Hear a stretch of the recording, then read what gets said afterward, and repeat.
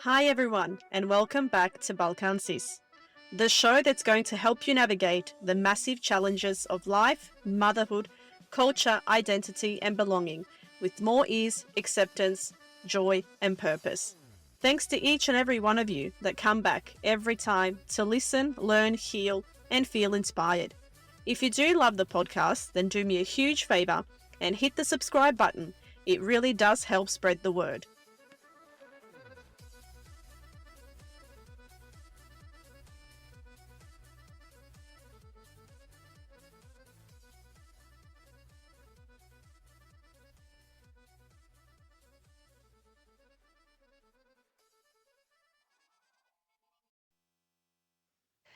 Alrighty, everybody. Hello, and welcome back to another episode of Balkan Sis. This is part 2 of our GS special. And today I'm sitting down with the woman bringing Milena, GS chaotic, big-hearted best friend to life on screen. My guest has been gracing our screens for over 15 years, guys. She started in musical theatre at 7 years old. She was one of the youngest ever competitors on So You Think You Can Dance Australia, which I remember watching you on that. She's danced for the likes of Kylie Minogue, Olivia Newton-John, Kelly Clarkson, Jimmy Barnes. She's had roles on Home and Away, Dance Academy, and the Netflix hit Occupation Rainfall, starring alongside international names like Ken Jeong, Daniel Gillies and Jason Isaacs. A big film enough to land her on billboards along Sunset and Wilshire Boulevard. She's also stepped back into music after 5 years focusing on acting, releasing new material under her own name. And somewhere in between all of that, she became a mum to a gorgeous 4-year-old girl. Please welcome the woman playing Milena in Gia, Katrina Risteska. Thank you so much for coming on. There was so much stuff. I wanted to do you justice. I'm like, there's nothing that I can leave out. But I told you if I was fangirling hard, I was so excited. Because Nicole's like, do you want her to come on? I'm like, thank you for coming on. Such a beautiful intro. Thank you. Well, I wanted it to do. Yeah, shit, like I did that. Do you feel like that? Do you like, shit, fuck, I've done a lot, man. Do you feel like that? It's nice to hear it back and you go, oh, yeah, wow, okay. Yeah, because sometimes you can question your own mission or you feel like you haven't done much or enough or there's so much still left to do. But when you actually really sit down, put pen to paper, you're like, this person's done a lot in a short amount of time. So can you tell us a little bit about you? Do you prefer Katrina? Do you prefer Kat? What do you prefer that we call you? I honestly don't mind. Growing up, I hated my name. I loved Kat. It was the whole nickname thing. I felt like if you called me Kat, it was like this whole nickname thing. But growing up, once I turned 30, I fell in love with my name.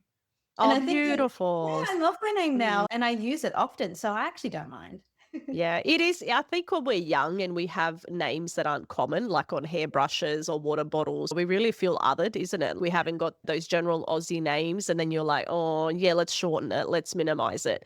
And I think also like Katrina, any movie that you watched, it was always the bitch, the mean girl, Katrina, honey. It was like, and didn't want to be that. So I was like, yeah, oh, gosh, but it's a beautiful name. Where did you get your name from? Who gave you the name?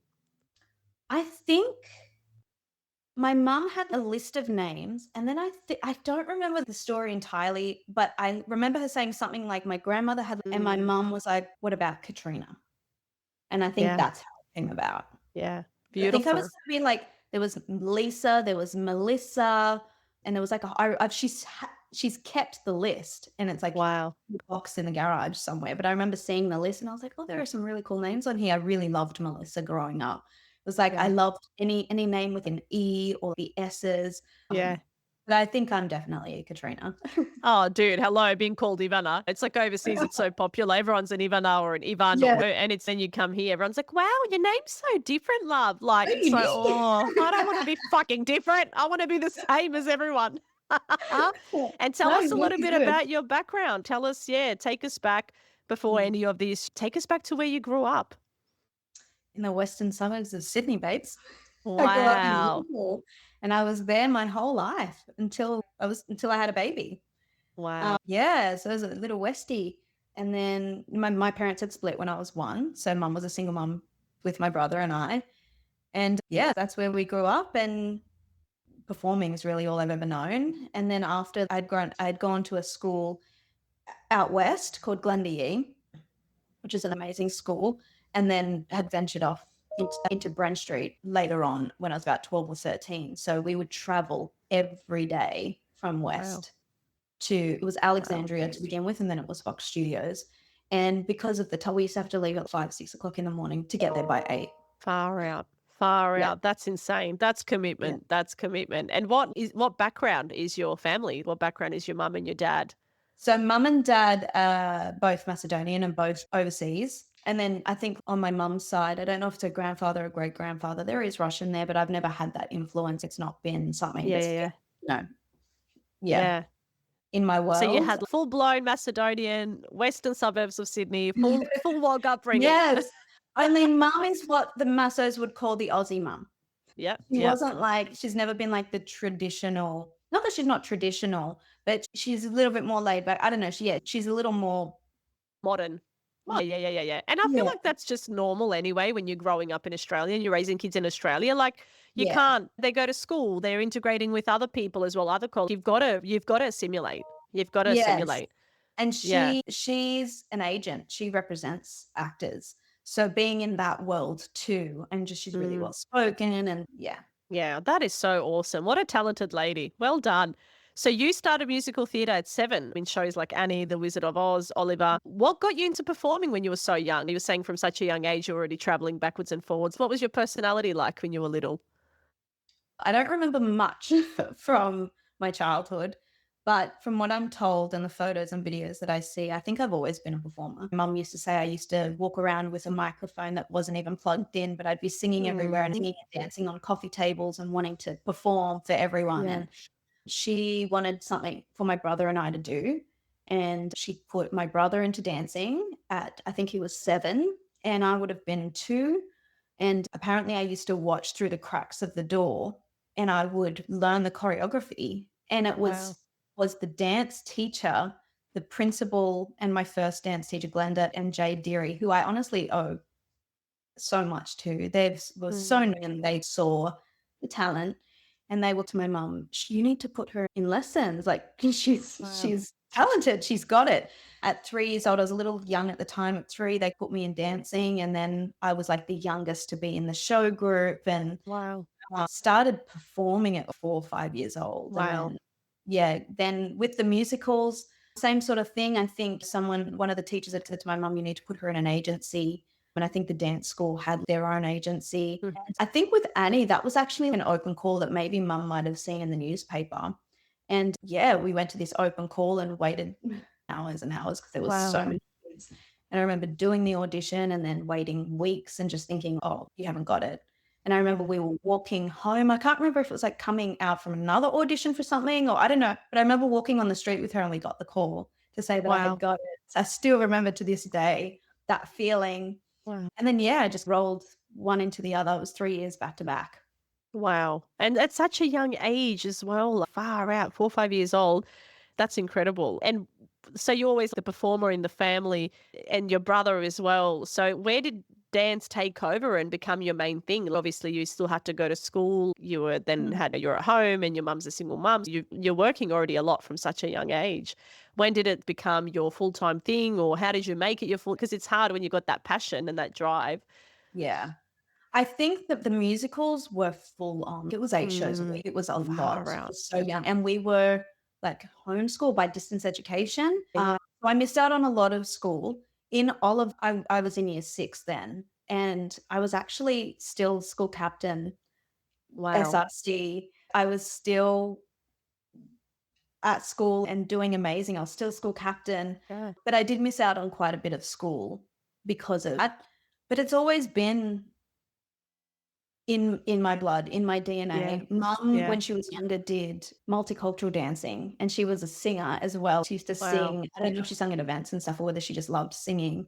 But her side of the family, there's some amazing talent. It's in our blood. Like one of her cousins, George, he is, when I say a phenomenal singer, he was actually one of my first singing teachers. I wrote my first song with him. Wow. Every time I go visit, him and my mum would end up recording these Mariah Carey and Whitney Houston songs. Yes, And yes. we do have very talented people within the family, but in Yeah. terms of people who have pursued it, I'm probably one of the only ones who kind of Yeah.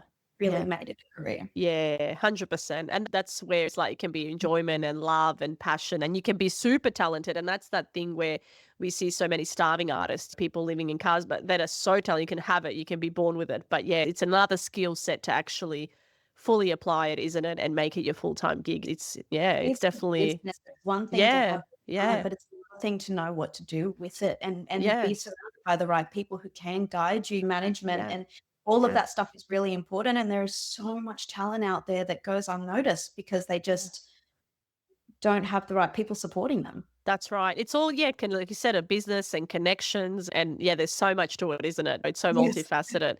And then at 18, you were the youngest competitor on So You Think You Can Dance. I remember watching you on that. What was that experience like for you to actually now you went from doing this musical theatre and like that was back to back. It's all still on stage. But yeah, what was that experience like? Because you're a little bit older then. That was still to this day, one of the best experiences that I've had in my career. I was very lucky. So I turned 18 years old 4 days before the live show started. And if that wasn't the case, I would not have been allowed to participate. You had to be 18 by the time the show started. Yeah. And how that came about, I remember watching the first season and I had a lot of friends that were on there. And I remember watching them and just being so inspired. And internally, I was like, I want to do that. But I don't think I had the self-confidence, or I knew I was a great performer and a great dancer, but I was like scared of, I don't know if I'll do well. I don't know how, I don't know. So I just wasn't, it was something that I wanted to do, but not something that I'd really thought about. And we had our end of year performing arts concert for full-time performing arts that I was graduating from. And the producers of the show actually came to watch. And my friend and I, Charlie, we did a duo that night that we had choreographed, and they pointed both of us out and were like, we need them to audition. We want them on the show. And that had got back to me. And it was like the next week that auditions had started and had gone over a couple of days, and I didn't go. And it was the last day, and I was getting messages from my teachers. One of my teachers, Matt Lee, who was one of the judges on the show and one of like my favorite teachers ever at dancing. He was just like, get your ass here now. And I think I had just made it there was 3 hours left, and I was the last person to come in. They'd closed it off. I was in the last group. And I just was like, oh shit, like everyone's telling me to do it. I don't know. And I remember looking at mum being like, I don't know what I do. I'm nervous. I don't know if I'll get in. I don't know if I'm good enough. And she's like, do you want to do it? And I was like, yeah, but I'm scared. And she's like, let's go. So we drove all the way to the city and just made it. And then I got through and yeah. So you didn't think, like, you had the passion, you had the drive, you were good at, but you still thought maybe, just maybe, I'm not cut out for it. I just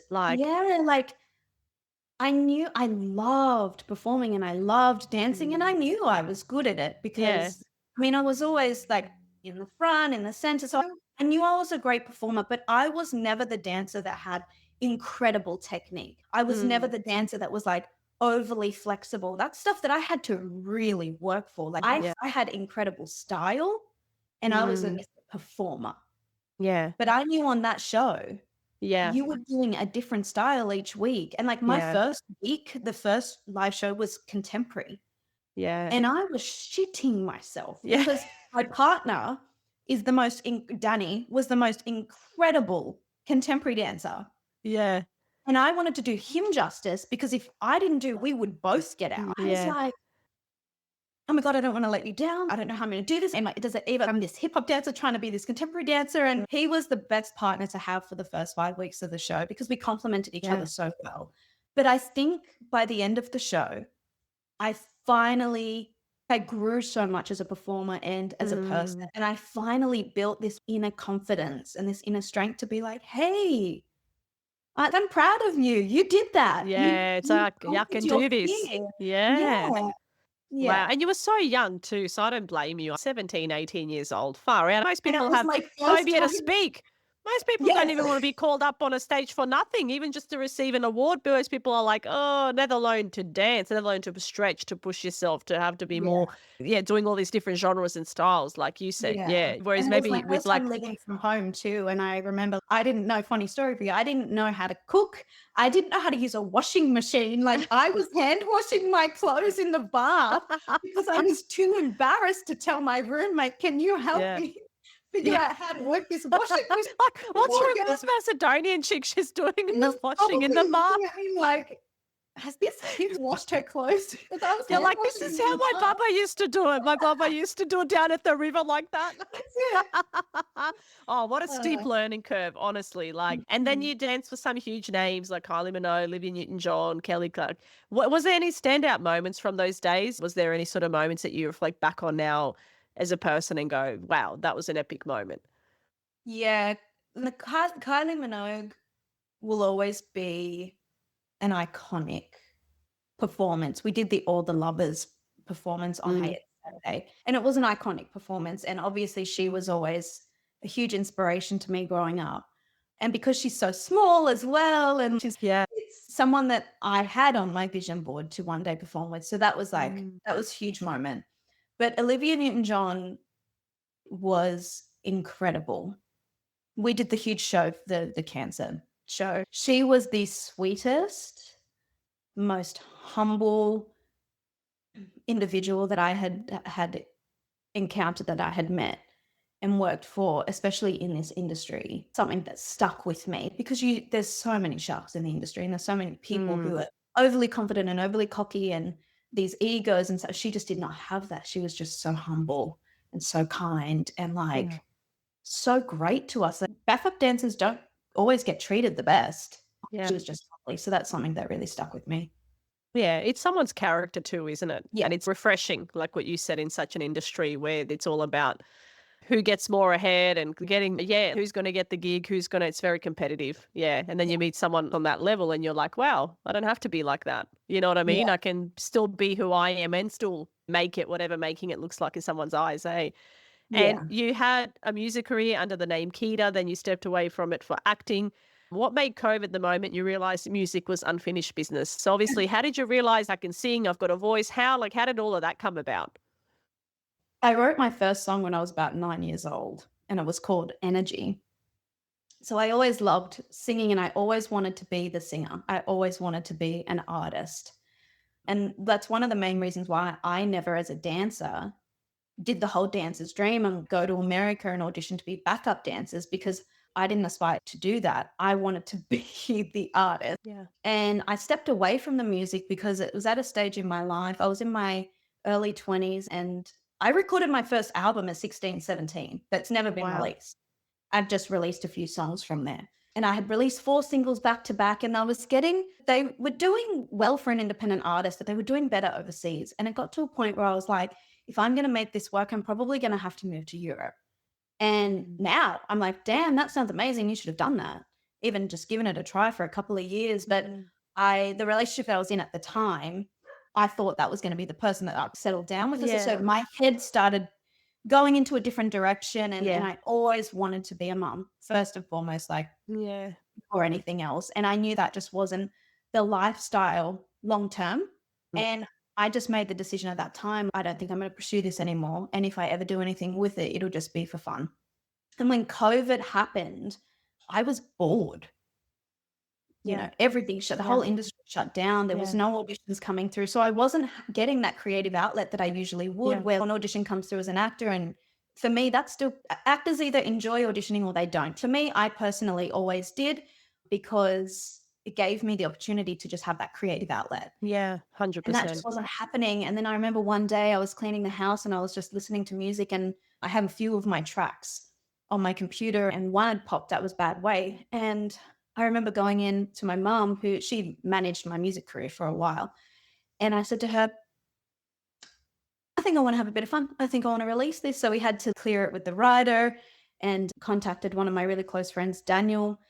And I was like, do you want to do the visualizer for this? And he was like, yes, we haven't been creative in ages. Let's do it. Yes. And we did. We just had so much fun with it. And that's just what happened. How awesome is it just like how cool is it just to be fun for the fun of it? Do you know what I mean? Because when you are like what you're saying, recording artist, backup, it's like everything is with this goal and this mission to get somewhere, to get that gig, to there's always this purpose. Whereas you rarely just as an adult have fun just to have fun. I'll just sing just to sing. I'll just dance just to dance. Take the Like pressure off. This has to go somewhere. This has to do well. Like yeah, I'm a failure if it doesn't 100%. get heard by someone. I just didn't give a shit at that point. I was just let's just do this and have fun and get creative and see what happens. Yeah, get the creative juices flowing again. Yeah, I know. That's why when I started this podcast was like a year after COVID or during COVID. Yeah, so it was 4 or 5 years ago. And that's when that time was, I had a 1-year-old. So I don't know what possessed me, but I was like, I just need to do something. I need to do something that's fun for me, not for anyone else. Obviously, it was like, I didn't realize people were actually going to listen as well. So that was just like,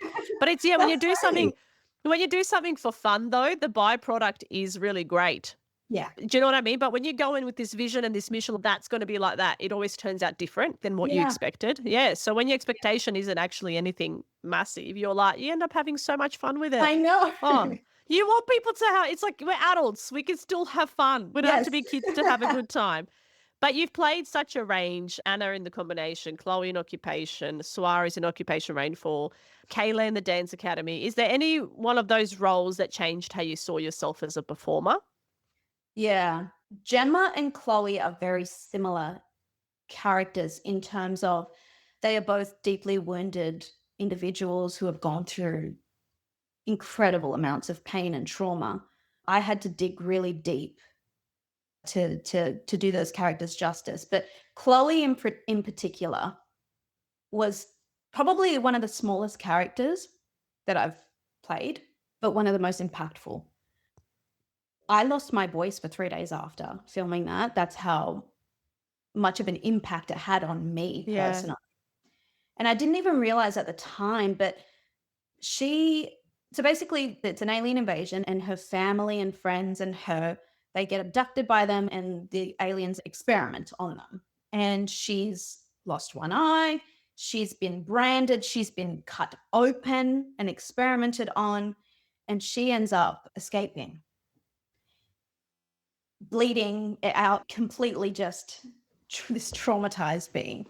And we find her, we first meet her in the cane fields and she can't walk. She can barely talk.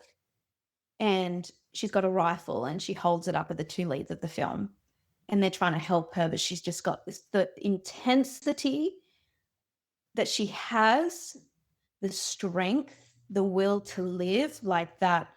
No one is taking anything from me. This I will decide my destiny. Inner strength that she has really has stuck with me and has inspired me. Yeah. And it's going to make me emotional because I'm thinking about the scene and I remember watching it for the first time. And I remember that was like the first time that I was, wow, you did that. And Far out. I'm such a perfectionist and I'm so hard on myself, especially when it comes to the acting side of things, because I'm also an acting coach. So when I play a role, I don't want to see myself at all. And even though I like to find myself in the character so that they can marry as one, when I'm watching, I need to be moved by my performance. And if I'm not, of course. I've done a great job. Yeah.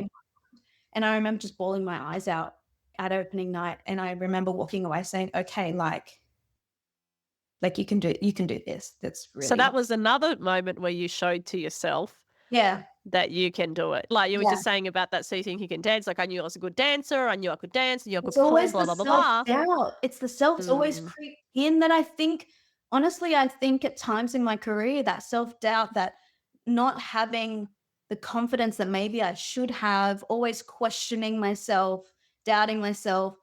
I think that played a huge role at times in holding myself back. But as women, we feel like that often.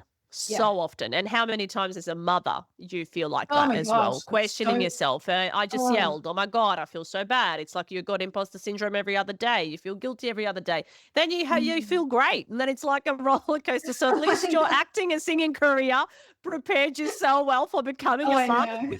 Because you're like, I'm not flexible enough. Now you got to bend. Like, and that's the thing, Yeah. as a parent, you don't think you can stretch anymore because you're like, I'm going to break. Like that. You have some Yeah. days where you're like, I'm going to break. And then here Mm. comes in your character that you had to play and channel that, like, no one's going to take this away from me. I've got this. Yeah. That, how many times you had to channel that as well in your, just in your everyday existence too.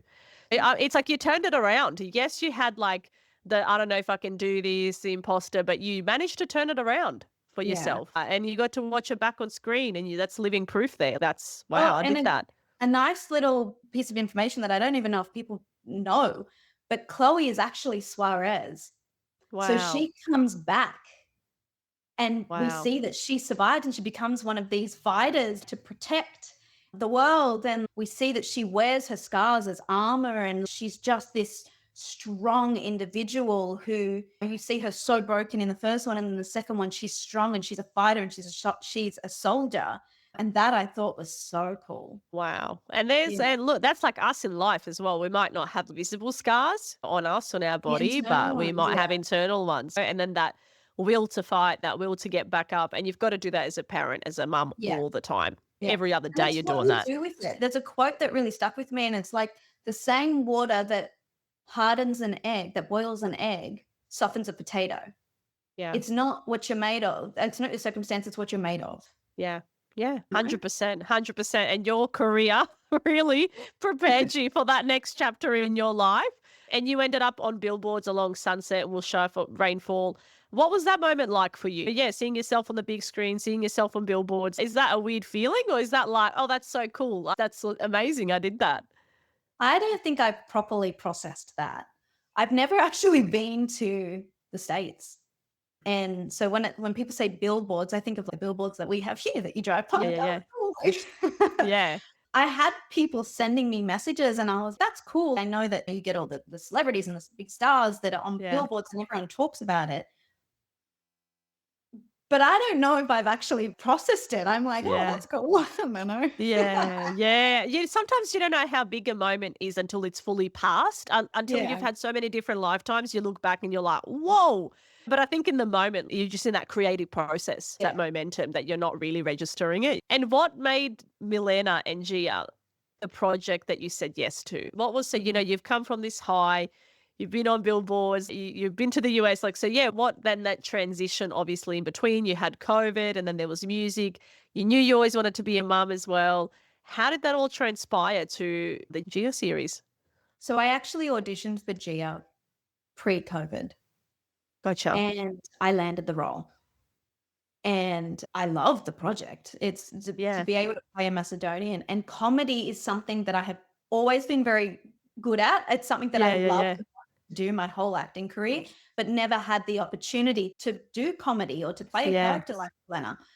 So when the opportunity came about, I was very interested. And I remember reading the first 8 episodes and just pissing myself because it's so accurate.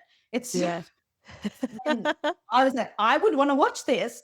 So yeah, I actually landed that pre-COVID, and then COVID happened and we put the project on pause for a while. And it was only a couple of months ago, late last year actually, that Nicole and Nuno got in touch with me and said, hey, we're going to revisit this and we'd love for you to still play Milena. Are you still interested? And I was like, surprise, I'm actually a mum now. Wow. And I'm like, okay.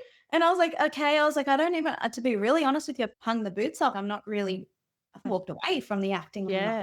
Anymore. I'm just focusing on being a mum. And they were like, yeah, no, we don't want anyone else to play Milena but you. And so we went for coffee. And after that, I was like, oh, okay, you know what? I think I'd be really upset at myself if I didn't do this. So I was like, I'm going to honor the role and do it and just have fun with it and do it as a creative outlet for myself, because I haven't done anything in the last, steady whole existence to just be. 100%, which is beautiful as well. Congratulations, by the way. Your daughter's 4 now. And we just talked about her birthday that passed and everything. And yeah, we both get emotional talking about our kids. I think it's just a wog mum thing. We're so sensitive. Oh my God. Yeah, the tears can just start flowing for nothing. But it's also the biggest gift. Yeah. But at the same time, your creative juices, that inner drive, like it's still there, it's still burning, but it's more simmering, isn't it? It's more simmering. Yeah. It's got to take something big and something meaningful for you to come out of that. Not come out of fighting, but also Nicole and Nuno honestly have been so incredibly supportive and accommodating. And I basically said to them, I was like, I'll do it if I can have my daughter on set with me. yeah. And they're like, whatever you need. Yeah. Amazing. Amazing. You know what? Because I think it comes down to this thing of women can't pretend they don't have kids. Do you know what I mean? And I remember, I don't know, sometimes you get comments from people and that. It's like, oh, I can't remember the last time I hung out with you like without the kids. And I'm thinking, yeah, duh, my kids are now part of me. I know it's nice to sometimes hang out definitely without kids because it's a different type of quality conversation that happens when the kids aren't around. But it's also like we can't pretend as women that we don't have kids and we don't have homes and we don't have partners. I think there's this, I don't know, this view on, obviously, because I think once nothing prepares you for having children. Right? You can try to prepare yourself, but nothing can prepare you. It's a huge shift. And I don't think there's enough support for couples and for mums because it is a bigger job. They carry the baby for 9 months. They're the ones looking after it. So I think the same way they have therapy for couples who are about to get married, I think they need therapy for people who are about to have children, to be honest. 100%. Because any of my friends that I've spoken to, everyone mourns their life before because people aren't prepared. Yeah. They don't realize that everything changes. It's a death of oneself. Yes. That's the way I would put it. Like, it sounds dramatic and drastic when you say it that way, but it is a death of oneself. Me, pre-children, I wouldn't say I don't know that person. I love that person. I hold that person close. It's my journey. It's an evolution. But I love my existence now post-children. I love who I've become because of my children. I'm like, this is who I always wanted to be, but couldn't get to be because I don't know why. I always had a problem. Like what you said, I don't think I'll get the gig. I don't think I'm flexible enough, blah, blah, blah. Yeah. Whereas my kids are like looking at me at 7 o'clock in the morning, Mum, you're amazing. Mum, you're a beauty. Mum, you're a queen. I'm like, when you got little kids telling you you're the best, you're amazing, I love you, you're loved, and you're fucking loved that hard. Man, I can do anything. I can run through walls. Like, I can do anything. So I totally agree with you, 110%. We all need to have therapy once we have a kid. Everybody, the whole family, Bubba's included. Yes, grandparents definitely Grandparents included because they don't give a shit about the rules we place. But so you first came across Gia like pre-COVID and then you had the baby and everything changed. Milena is a character. You guys say she's got room temperature IQ, but a huge heart. How do you find the balance? She's funny without becoming a punchline. Like how do you, because it is that funny role, where do you find the balance in that? That's a really good question. I actually spoke to Nicole and Nuno about this recently. I think if placed in, and I don't want to say the wrong hands, if placed in different hands, Milena could have been a very different character. But you read her and you go, okay, you either love her or you hate her. I loved her from day one. Yeah. I have a lot of Milenas, both male and female personality types in my life. And I've always been drawn to those personality types. Yeah. And I loved them and I loved her. And it was very important for me. Like when you watch a film with the villain and they die, right? Yeah. But you feel so much for them. It was very important for me that the audience find something about her that is lovable. Now, when I think about Milena, the best way that I can describe it is like a toddler or a small child who has no filter, but is so innocent. Yeah. She's not meaning to be disrespectful, or she's not even processing it. Her brain, like she's speaking before her brain has even caught up. Yeah. And that's how I think of her, where she's just this, for instance, my daughter, when the first day of set, when I was getting my makeup done and I had this pink eyeshadow, my daughter came up to me and she went, "Oh, mommy, I hate it. Get it off." And I was like, "Oh, you don't like it?" She's like, "No, where's my mummy back?" But it's like that where she's not thinking and she's just, that's right. Honestly, she's saying what everyone's thinking. Yes. Yeah. And I love that about her. Yeah, same. But it was really important for me to find the element. And also, like I said before, where I have to find an element of myself that has some sort of connection to the character. Yes. So Milena and I are very different things, Mm. but there are some similarities. Like I might not swear the way she does. I might not say some of the crude and some of the wild, unhinged Yeah, things that yeah, she yeah. says. But I am a very honest person, and I do Yeah. say it as it is. And I'm not afraid to, if someone says something that I don't like, be like, hey, that wasn't cool. So Yeah. there is an element of my personality that is In there. similar in a different way. And 100%. the energy that she has, I am a very kind of energetic Yeah. person that's like Yeah. a dog that's doing zoomies around.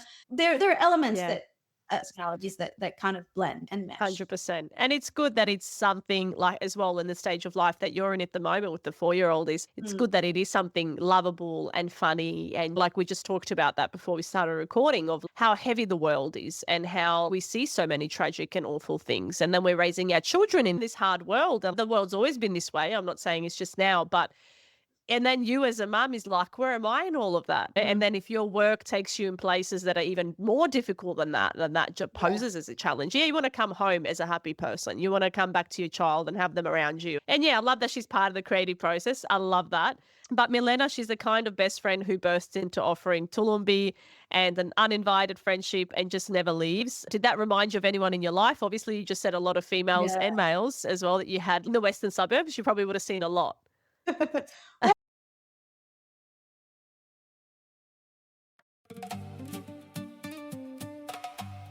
Quick pause before we get back into it, because I want to tell you about a business that a lot of you creatives listening today need to know about. It's called Meraki, pronounced May-ra-ki, a word that means to do something with soul, creativity, or love, to put a piece of yourself into whatever you're making. Pretty fitting name for a talent management company. Meraki was founded by Sonia Marturano with over 40 years experience in the entertainment industry, both in front and behind the camera. With real international connections to managers, agents, casting directors and producers. They built Meraki because they saw a gap for management that actually cares. Quality over quantity. A boutique roster of Australia's finest actors, built with passion, strategy, and genuine drive behind every career they take on. If you're an actor looking for a team who will actually fight for you, go check out Meraki Entertainment. I'll link them in the show notes. All right, let's get back into the episode. To be honest, there's a lot everywhere. Yeah. In the entertainment industry, there's a lot. But yeah, she does remind me of a lot of people in my life. And to be honest with you, I've always admired those people who are just unapologetically themselves. And I think if you're coming from a good place and you're not like a mean person. Okay, she says some very unhinged things that much might need coaching on, but Yeah. she is lovable. And there's a lot of elements of her that do remind me of people, and a lot of them are really successful. So Yeah, 100%. That Love it. is, I always say everything's about intent, everything's about intention. And if you have pure intent, then it's always going to land the right way. But with Milena and Gia, they're total opposites. So what was it like building that chemistry on set? Georgia is a really sweet individual, and we got along really straight away. Awesome. And she does a great job with Gia. And I think they complement each other very well, Gia and Milena, because Milena is so extravagant and Gia is so flatlined that when you bring them together, it just works. Yeah. Yeah, that's Yeah. awesome. Yeah, like fire and water, yin and yang. You've got to have that contrast. I Yeah. love all the different layers within the show itself. Like that coffee scene, that was my favorite. Like, Yeah. like this, so you get, I'm going to leave it to the imagination. That's right. I was drinking coffee this morning and I thought, oh, I shouldn't have tipped it out. I should have done it today on the episode with Nicole. I'm like, that's okay. I already pretty much invited myself to a wedding. I said to her, I'll be a content creator. I'll come to the wedding, please. I love weddings. And she's just, oh, you can come. You don't need to do anything. And I'm like, no, I'll come and do something. So yeah, I love what you guys are creating. I think that everyone that's it seems so purposeful. Like everyone that's placed there and chosen there is really well thought through. Right? That's fantastic. I think she's such a talented writer. Yeah. And I think the reason it works so well is because of how authentic she is in her Yes. writing. She's Yeah. not trying to commercialize anything. Like it really is just the experiences that we've all had. 100%. She's 100%. taking real life experiences and Yeah. putting it to paper. And I think that's why Yeah. it works. Oh, I think she couldn't have chosen a better person. When I saw you in there, when I saw the short clips, I was like, hang on, I know this person, quote unquote, not no. But I was like, yeah, you see someone that you've seen before, obviously online, on the TV, whatever. And I was like, what is this? What's going on? Like, it took me a minute to catch on what's happening. I'm like, gee, I want chick. And then I was just over it, like over the whole thing. I was like, who made it? Went on the website, sussed it all out. I was like, how many rabbit holes can I go down under? Because I thought it was already a show, right? Like I thought I could buy somewhere to watch. Like, I don't know. So I was like, did I miss something? How did I miss this one? And then she was like, no, I reached out to her and I was like, she goes, no, we need like funding to make it, to continue making it. And I was like, oh, gotcha. So then I was like, I can contribute by helping with the podcast and getting it. She's like, yeah, that'd be lovely. So yeah, sometimes there's so many things we can do as people to help each other, spur each other on. That's not always monetary gain. It can just be when souls are aligned, magic can happen, really. And you're now a mum to a beautiful 4-year-old daughter. How has becoming a mum changed or altered your ambitions? How has that now... You say hung up the boots, but it's more of a pause, I'd like to think, rather than a severe stop. It's more of just a pause and then a rethinking of how I'm going to do things with this little person by my side. Yeah, it's altered a lot. Obviously, it started during COVID, and I started, obviously, because the whole industry and everything shut down for a while, and I started thinking, it is, when I say unstable industry, as in like you never know when the next job comes around. Like I think people who don't understand or aren't in the industry think actors are constantly working and they're doing well and successful and you're seeing what you're seeing, but you're not seeing the hardship behind the scenes. It's like 100 no's to 1 yes. And I think people look at us and they're like, oh, you're wealthy. And it's like, no, we're trying to figure out how we're going to feed ourselves the next week. Like, it's not, unless you're at this Hollywood status. Yeah. But that's where my mind kind of started thinking, what else does my soul have to offer? And then obviously I became a mom, and I'm very passionate about being there and being involved and being present in her life. And that is my first and sole priority. And nothing compares to that, and nothing could make me, you could hand me a deal right now for Hollywood, like a lead in a film, and I'd probably turn it down. If it required me to be on set for 14 to 16-hour days, 3 months, I'd probably say no now, because I don't want to miss out on a beat with her. I don't get that time back. Yeah, and right now 100%. And I hope to God that I am blessed with the ability to have another one or many more, but I don't know what's in my cards. And right now she is everything, and she's growing so fast. And I feel like I just had her yesterday, and now she's just turned 4. And every day she's changing and growing and evolving and saying new things. And I don't want to miss out on a beat. Yeah. And you're changing and growing and evolving too. Oh, and I my remember God, and I owe it all to her. I 100%. am so much closer to the woman I have always dreamt of being because of her. She has no idea how much she's... That's beautiful. That's beautiful. That's beautiful. Oh, hats off to our kids, honestly. We can just dedicate this whole episode to Gia and the kids, because it is transformative. And I wanted to bring that element on in this podcast too. I was like, let's talk about the show and what you're doing, but it's also what you're doing is so hand in hand with the series. It's not separate. And that's just, I want every woman who's listening, who is a mum, to be like, I don't have to separate myself from my children, my work from my children. And maybe some women do have to do that, or they want to do that, and that's totally okay. I'm all just for women having choice, whichever way they feels good for them and their family. But personally, being like a European mum and just being like tiger mummy, I missed my son's award ceremony because the school didn't message me. The school didn't notify me. They didn't email me. The teacher didn't email me. And afterwards, I had a parent-teacher interview, and she almost started crying. She said, I'm so sorry. He got an award for excellence. I was bawling. They sent me a photo of him holding this award. It was the only thing I've ever missed in 7.5 years. I wasn't coping.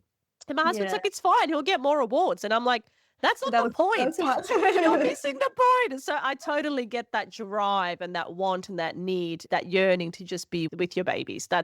And then if you can work with people like Nicole and that to make that a reality, that's even more amazing. And what do you want your daughter to see when she's old enough to watch what you've built? I hope that she sees a mum that, truthfully, I hope that she just sees a mum that's happy and healthy. Prior, I think that's the most important for me. I hope that she sees a mum that was able to, that she remembers that I was always there, but I still had something for myself going as well. Yeah. I mean, she can be inspired by, and that she can, be inspired to be like, okay, I can do both. I can be this, I can be this. But I think most importantly, happy, healthy, confident. Yeah, I want her to 100%. live.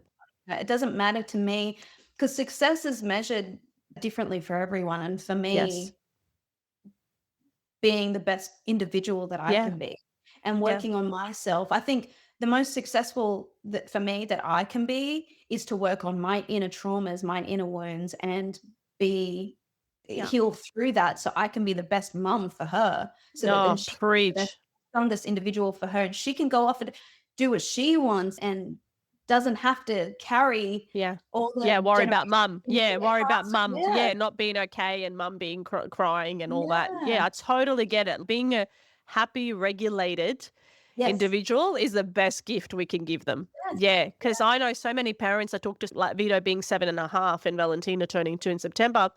I talked to so many different parents of different like age gaps.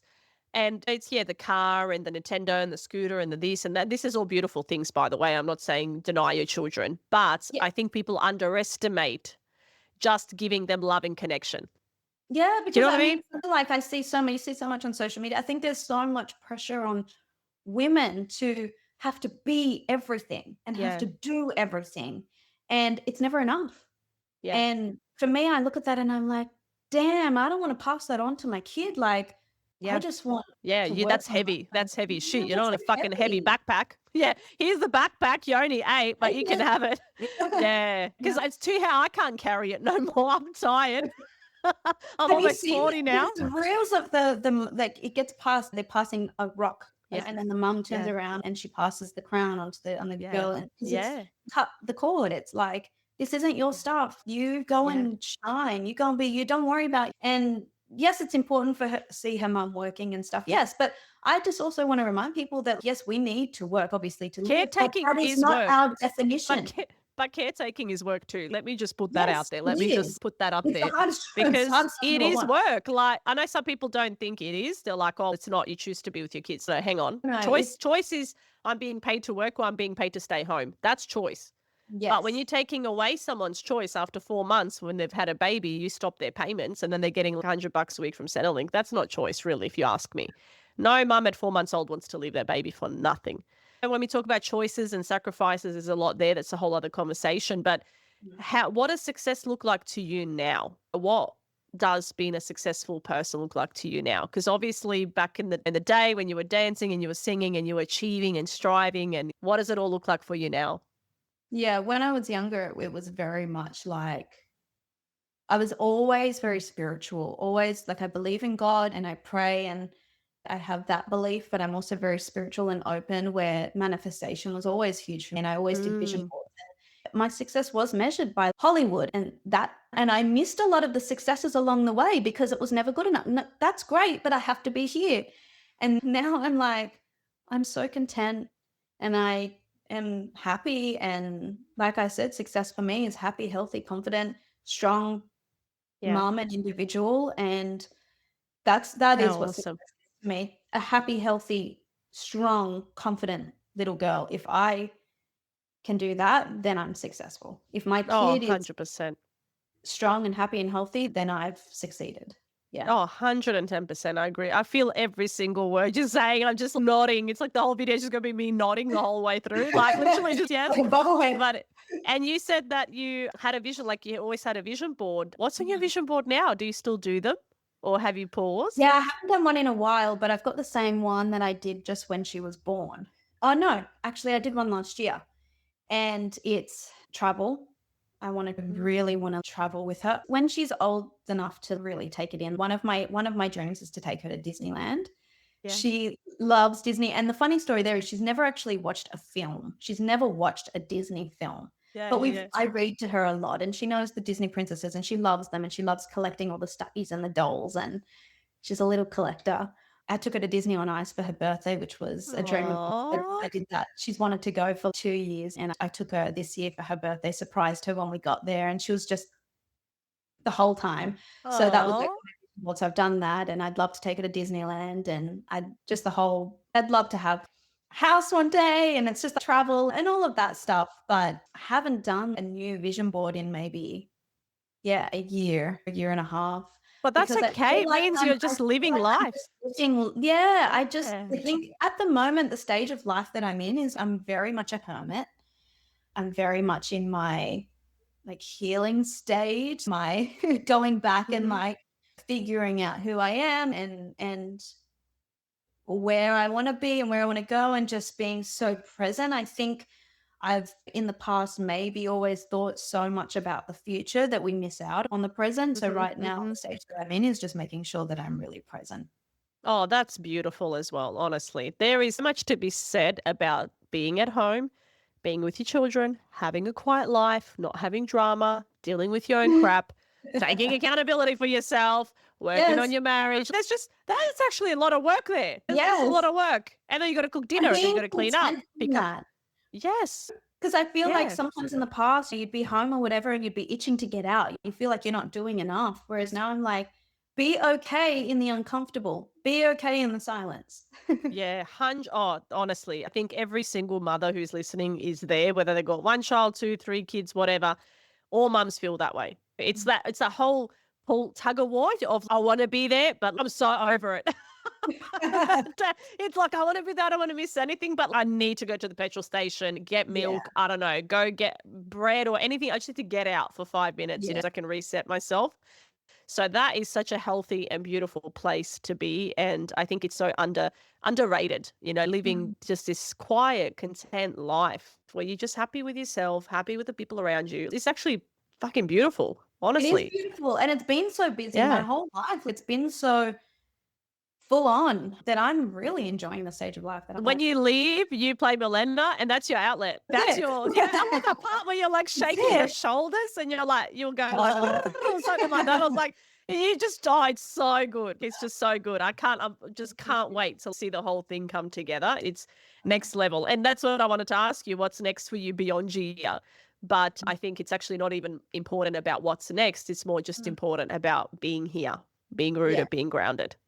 Yeah, Yeah. I don't have projects or anything that I'm working on. As I said, I like hung the boots up for a little while. And for me, I think what's next is more, I think I mentioned earlier, seeing what else my soul has to offer in this lifetime. It's been performing my whole life. Mm. And I mentioned before that I also coach actors, and I've been the teacher, and I'm also very much into health and wellness. So I love human design. So I'd love to maybe go back and study a little bit. And Nice. before I had my daughter, I started studying NLP, and then I put that on pause. So I might revisit that. And I've studied mindset coaching. So I'm very much into that side of things as well. And I'd Nice. probably revisit some of those things and, just grow and expand. The world's your oyster. The world's your oyster. And like everything we've done before leads us to where we are now. And we Yeah. can be so many different versions of ourselves. And that's the thing, it's just not having that limiting mindset of this is all I've ever done. This is all I've ever Yeah. known. And that's all I ever got to be. It's like, no, you can be whatever you want to be. Because that's what we tell our kids.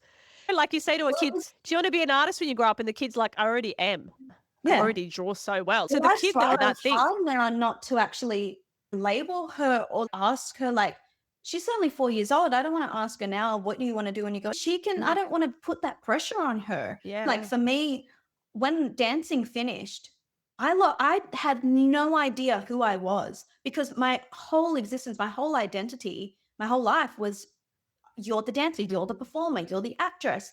And to be honest with you, I hate those labels, because I wish it was more like, this is what you do. Yeah. And that's fantastic. But who are you? Yeah. 100%. And that's where Dancing I'm is like a part of you. It's just something that you do. part of what Yeah, it yeah, was. And yeah, it was yeah, a way of me making money. So it was a yeah, job, but it's not who yeah. I'm not defined by this title. Yes, yes, correct. And we can be so many different things. We can be an actor and a dancer and a meditation coach. And we're seeing it now on social media. Like people are 4, 5, 6, 7 different things in a title. And then you think, yeah, that's valid because we change, we grow, we evolve, we adapt. Like they Yes. become a parent. And now I'm like a nurse. I've got to bring down temperatures. I channel my inner Bubba. Literally, I'm like getting the rakia out, putting it on his feet or the vinegar, drawing out the temperature. I'm like, who am I? I'm turning into my mum. The side of the bed. Literally, it's like I'm turning into my mum. I'm turning into my Bubba. Who am I? And that's the thing. It's exciting because it's who am I? Who did I come here to be? Like, what do I want to be? It's actually just this new exploration with you along with your kids. You're exploring together. And I love that. I love what you're doing. We'll do some quick fire questions where we just do quick responses. I was going to ask you actually, dance, act or sing, pick one for the rest of your life. But it doesn't have to just be one. It's fine. I'd probably say dance. Love That it. was like, yeah. And your single, Bad Way, one word for how it feels putting new music out again. It was freeing. Amazing. Best backup dancing gig you've ever had. Oh, yeah, probably Kylie Minogue. Milena or Katrina, who is more likely to actually start an OnlyFeed account? Milena. In this day and age, you never know. In this day and age. All sorts of weird things can happen. There's careers going in all different ways. Tulumbi or cannoli? Oh, don't fire at me anymore. Cannoli. Yum. I love cannoli. I love cannoli too. One word your daughter would use to describe you. Milk. Oh, The milk supply. yummy. Most iconic phrase you grew up hearing at home. It's probably like, Katrina, clean your room. Katrina. Yeah, something with cleaning. I'm putting on your jacket or just something like do as I tell you. Don't do as you want to. Definitely the cleaning the room, because I'll never forget the one time I came home and I hadn't cleaned my room when I was told to. My mom had like opened every drawer and taken everything out, put it on the floor and was like, go clean it. So she's like a typical woke mum in some ways and a totally not typical mum in other ways. But that's valid because we're shaping our little people. And you're just like, even with my son, I'm like, stop leaving your shit on the floor. Pick it up. He just takes off clothes, puts it on the floor. Mate, you're 7.5 now. Come on, buddy. We got to, and he folds. God bless him. It's so cute. But like the folding is all over. But that's okay. It's okay. We're living and we're learning. And let people know, for wrapping up, where's the best place for people to follow you personally and connect with you with what you're doing? So even if they just want to talk about being a mom or mindset or wellness, or they're wanting to become a young budding actor, where can they reach out to you? Probably my Instagram account, just Kat Risteska. That's the account that I use the most. Yeah. Awesome. And for anyone who wants to help get this project out into the world, whether that's donating, sharing, or something else, what would make the biggest difference right now?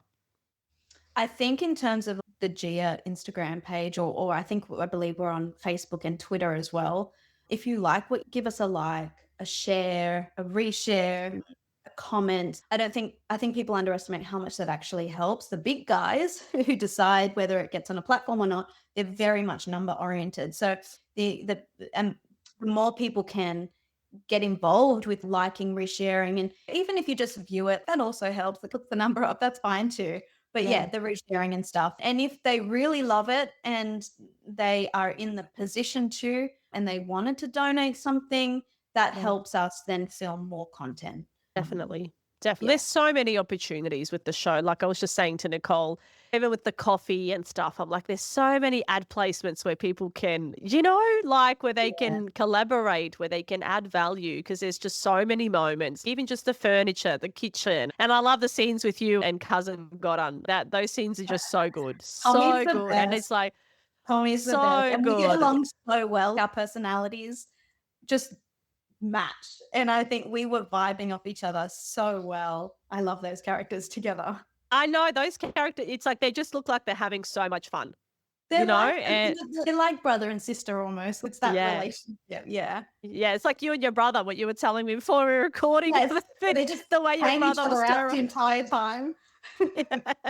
It's a beautiful dynamic, and everything about the show, the series, is really well thought through and really purposefully put together. And I love that. And watching it just makes me feel warm and fuzzy. And I'm just like, yes, more wonk chicks in comedy, because I'm just sick of seeing these guys dressed up as their nonnas, as their mums, as their aunties. I'm like, can we just cast woke chicks? Yeah. Can we just actually give them work and put them in movies and film? And Yeah. it shouldn't be so And hard. it is funny. It's hilarious to watch. But at the same time, yeah, let's allow the women to portray these roles. Step the way- forward.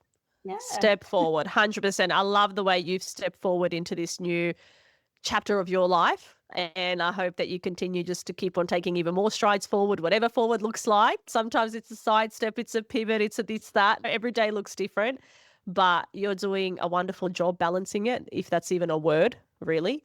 Balance. I don't know. I think about that word often, and I think, God, some days it just doesn't exist. But thank you so much for coming on. I truly appreciate it. Is there anything that you want the listeners to know? Is there any message that you want to impart and leave the ladies who are listening? Some men do listen. There is a small percentage, but maybe particularly other creatives. I think following your intuition, that little voice, having self-belief is so important. And I think blocking out the noise, the fear of judgment, the worrying about other people's opinions and what they might say, because that really does hinder one's ability to move forward in whatever that success might look like for them, whatever they're doing, whatever they're trying to do, and just really backing yourself.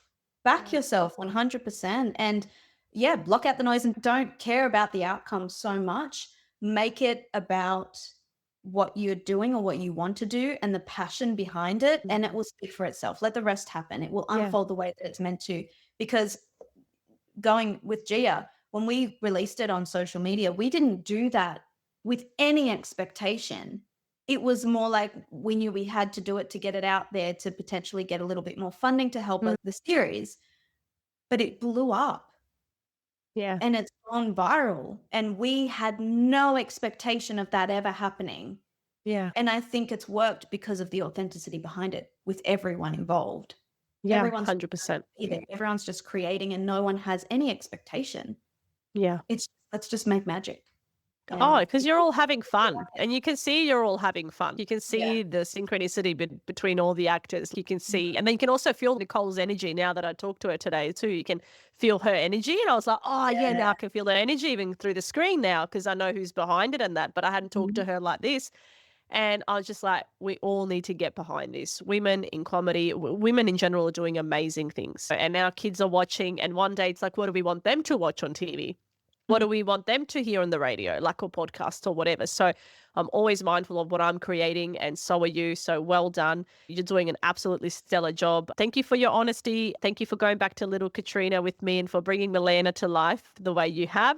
Links to everything Katrina mentioned will be in the show notes. Yeah, that wraps up our 2-part Gia special. So everybody, please go and check out both episodes and give this incredible show all the love that it deserves. Whether you are a collaborator, a brand, anyone who wants to be involved, just reach out. The girls are just super approachable. So yeah, thank you, Katrina. I appreciate your time. Until next time, everybody, this has been Balkan Sis. Thank you so much for listening, and see you in the next episode. Bye. Bye. So that was the episode. I hope that you really enjoyed it. And as ever, if you did, please consider sharing it with your loved ones and leaving me a review on iTunes, Spotify, or wherever you get your podcasts from. It really does make a difference to the number of Balkan sisters that we can reach with the brilliant wisdom that my guests and I share. Thanks for being here. I do viđenja.